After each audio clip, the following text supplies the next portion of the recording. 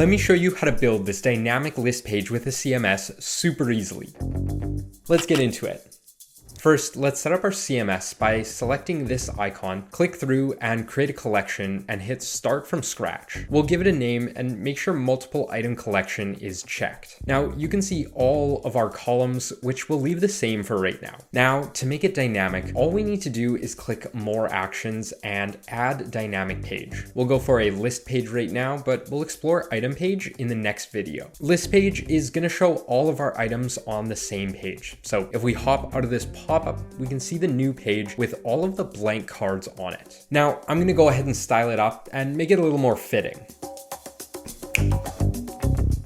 We've gone for a sort of neo-brutalist branding style website. Now that that's looking good, let's add some data to our collection to display. Just hit add item, and then we can add in the title, description, image, and alt text. The last column here is auto-populated, so we don't need to worry about that. Now I've gone ahead and added in all 12 of our different items. So now let's connect our data to the UI. In the editor, we'll select the repeater with the layers panel, and on the right, we can see all of the connections, most of which are already set up, but I'll hop into our image and connect the alt text column just like so. This is coming together really well. The last step is, if we don't want all of these cards displayed at the same time, we can select dataset settings here and lower our items per load to something like 6. Then I'm going to drag a button below our repeater and style it to match the rest of our website. In the connections tab, make sure we first have the right dataset and then select the click action load more. Hopping over into preview, we can see that clicking it will load another 6 items, so we don't have to have them all on the same page at the same time. And there we go. We've set up a CMS with a dynamic list page to easily display any list content we have on our website.